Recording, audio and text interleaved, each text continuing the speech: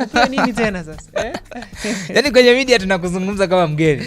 Upewe nini tena? Umeshakuwa famous tayari. Kwa hiyo ni wewe mwenyewe uamue. Ni wewe tu mwenyewe uamue. Kwa hiyo tunawakaribisha sana wanafunzi wa mwaka wa kwanza. Kabisa. Lakini bila kusahau tunawatakia kila laheri Kila laheri. wanafunzi wa kidato cha 4 ambao wameingia kwenye mitihani yao kwa siku nzima leo. Hilo ndio kubwa ambalo linazungumzika pia nako huku, nadhani kwa kina zaidi tutaenda kuwachambua form 4 ambao wana kazi kubwa sana sasa hizi kuhakikisha kwamba wanapambania kesho yao. Mimi mtihani wa kidato cha 4 nilifanya 2015. Mimi 2020. 2020. Kidato cha 4. Jenzia. Mimi mtihani wa kidato cha 4 nilianza na somo la geography na civics. Hivi ile ratiba ishaigadilikaga? Of course huwa ina change, inategemea. Geography na civics unajua imekomalia pale nyuma. Nilianza na geography, mtihani wa kidato cha 4 kama sikosei. Yeah, of course.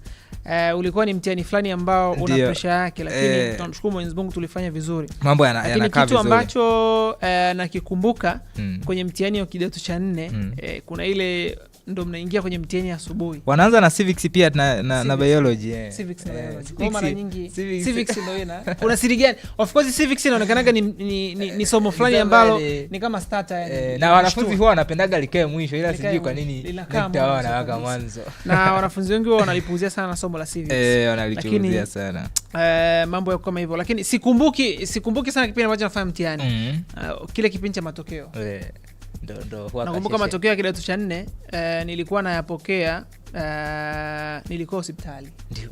Kuna ndugu yangu alikuwa anauguzwa hospitali ya Mount Meru hapa Arusha.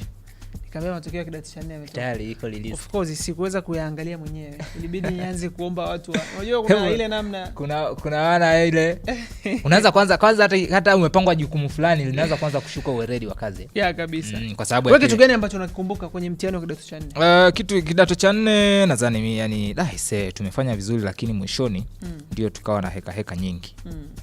Si unajua kuna wale vijana ambao wanasumbua sana kipindi kile mmemaliza pepa na nini. Tulichezea kichapo ndani ya yani mpo kipindi cha pepa, lakini kiboko kinatembea vya kutosha.